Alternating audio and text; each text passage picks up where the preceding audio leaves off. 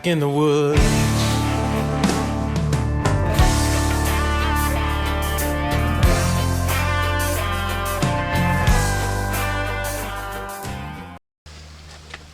Afternoon, guys. Dave Canberra at the Pathfinder School. I kind of wanted to shoot another small product review and a little lesson today. What I wanted to go over was the Pathfinder emergency shelter system that we sell on our website.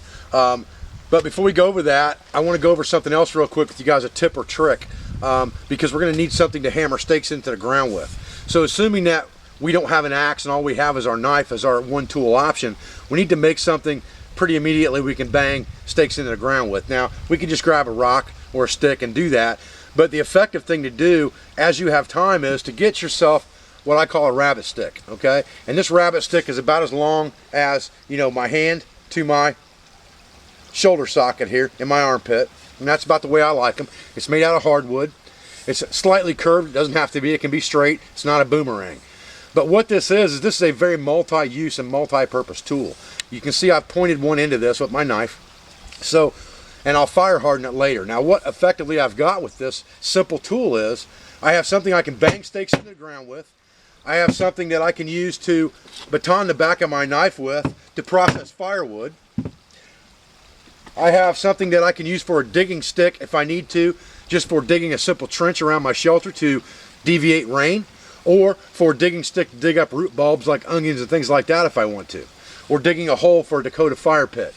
I also have the ability with this to kill small game. Because I've done videos before on the rabbit stick and showed you how to do that, I'm not going to do it in this video, but I wanted to discuss the rabbit stick with you as a very simple, quick and easy, effective tool that you can make that's considered a primitive tool, primitive weapon. It takes, 5 or 10 minutes to make one of these, and it has a lot of multi-uses. You can just tuck it into your belt when you're walking around in the woods, doing whatever you're doing, whether it's collecting firewood, setting traps, or looking for lower food chain resources. And if you see small game at a reasonable distance, and a reasonable distance for me would be 10 yards or less, you can throw this stick at them and hopefully secure yourself some meat. So right now, let's talk about this shelter kit, and we'll use this rabbit stick to bang our stakes in with.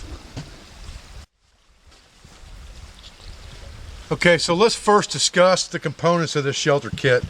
And bear in mind, this is an emergency shelter kit. This is not something that you carry around in the woods with you on a family camping trip for shelter for your family. This is an emergency shelter kit that you would put in your pack in case of emergency on a day hike or a short excursion, something like that. So you have the bag, this linen type bag with the Pathfinder School logo on it the kit comes inside of. You have about 75 feet of number 36 bank line. You have a brand new reusable emergency space blanket in the package. You have 6 ABS plastic stakes and 2 3mm 55-gallon drum liners. That all comes in this kit. So now I have a way to effectively make shelter, have rain gear, have a moisture barrier, have something I can heat myself up around the fire. I have plenty of cordage with me. So I have a lot of affected things in my survivability right here in this small kit to control my body's core temperature. I can use these for digging sticks. I can use them for trap stakes. I can use this cordage for making traps or making shelter. So I can use these 3mm trash bags for rain gear. I can use them to collect water. I can use them to make a sleeping bag or a sleeping mat, like a beanbag chair full of leaves, and we'll talk about that as well. So you have a lot of things you can effectively do with this kit, but I want to show you what I call the 5-minute shelter and show you a quick way to set this up very easily to affect your survivability in emergency, where you just need a quick shelter to get you out of the elements that you can heat up or that will provide shade. Stay with me, guys. Okay, guys, let's talk about a concept that I call 5-minute shelter. And this is something that I teach my students in every class, including wilderness EMS people that carry my emergency shelter kit as well. Now we can set this tarp up in a lot of different configurations. One of the easiest ways to set this tarp up, honestly, is to put one corner of it on a tree and build a wedge. All right, so I think we're going to do that first. And to do that, what I would generally do is just take a piece of this cordage, and it doesn't have to be very long, maybe only a foot, and I would just cut a foot of that cordage off and throw that aside for a minute. Then I would just take that and tie a loop in it, just like this. An overhand knot, and cinch it down. So I have a loop, okay? Now once I've got my loop made, I'm gonna make 3 just like this, and I'm gonna make 1 twice as long. Stay with me. Okay, At this point, I'm going to find a tree to anchor my shelter to. I'm going to pick a stick up off the ground. Any stick will do. I'm going to take the corner of my shelter on the long side, and this is a 5x7 space blanket. So I'm going to take the long side and flip it out in front of me. Then I'm going to take, and I'm just going to put this loop through the corner, just like this.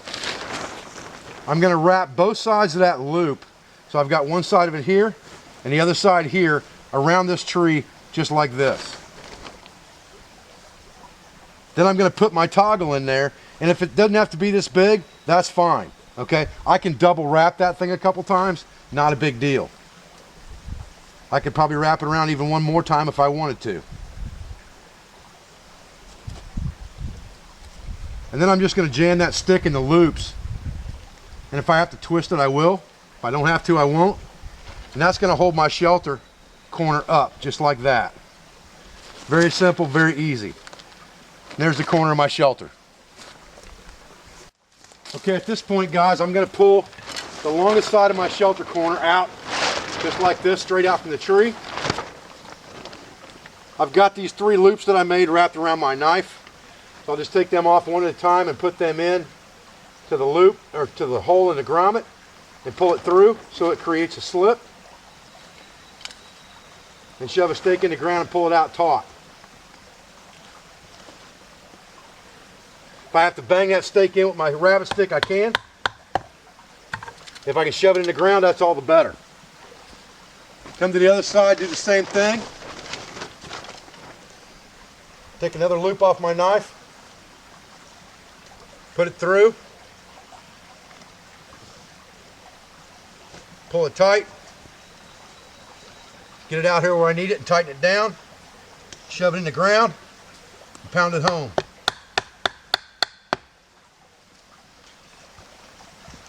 Then I'll come over here to my last side.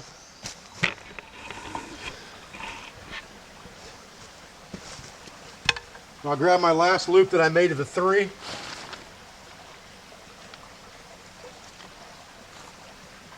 Pull it in there to create a loop. Pull it out taut. Stake it down. Push it in the ground. At this point, I have a wedge shelter.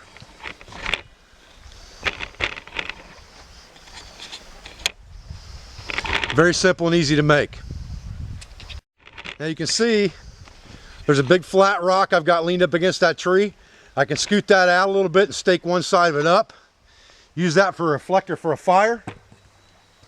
Just pull this thing out a little bit. Maneuver it where I need it. Stand it up, and now I have a good fire reflector. I could build that up with sticks if I needed to, or bigger logs.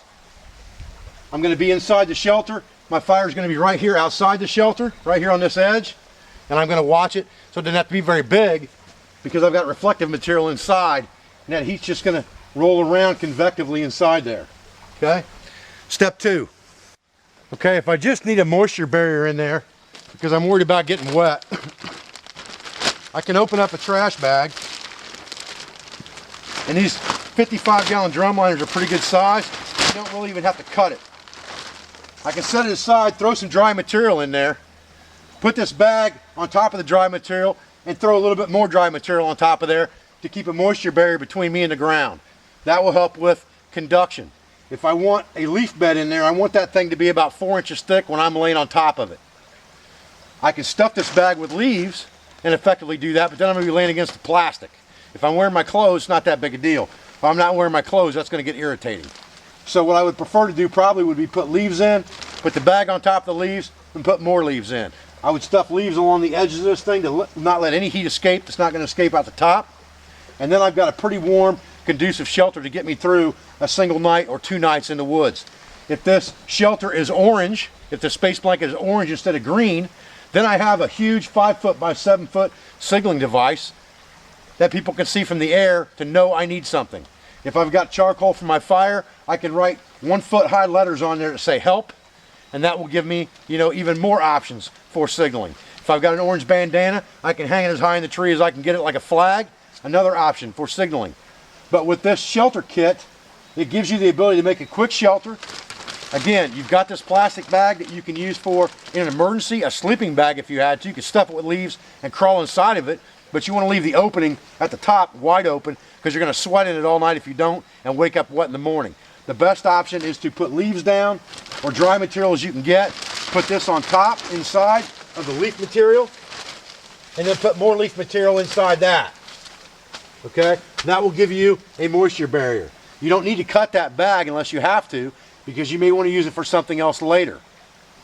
Put it on top of the leaves, put more leaves on top of that. Okay guys, so let's look at this shelter kit another way real quick, because you can convert this shelter very easily. Now obviously if I'm in a situation where I need to be warm, this shelter is going to offer me a lot of protection. On the other side, I may be in a situation where I need to cool myself down. Maybe I can't get cooled down, I need to create some shade for a microclimate. I can turn this blanket upside down and reflect the heat away from me. Then I can take this corner, and I could do this during the day too if I were just wanting to work. I can take this corner and pick this up, just tie another piece of my bank line to it real fast, just in a quick overhand knot fashion like this, come over to a tree somewhere, pull that thing up,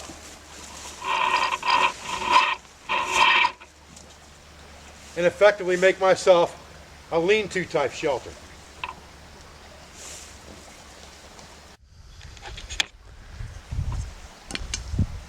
Okay, so once I've got this set up in a wedge configuration, you know, now obviously if I'm facing the sun, that's not the best scenario. So if I'm looking to alleviate a heat problem or a heat injury, I did this so that you guys have good light for the video. I would turn this thing completely around 180 degrees toward the creek, where I've got that convective cooling coming off the creek and I've got shade from direct sunlight. Turn this thing inside out so that the reflective side is up, reflecting the sun away from me. And then I'm getting that convective cooling from the creek, and I've also got quick access to water if I'm in a dehydration situation as well. Set my fire out a little ways away from the fire where I can boil, or a little ways away from my shelter where I can boil my water, whatever I'm going to do to disinfect, and I'm set.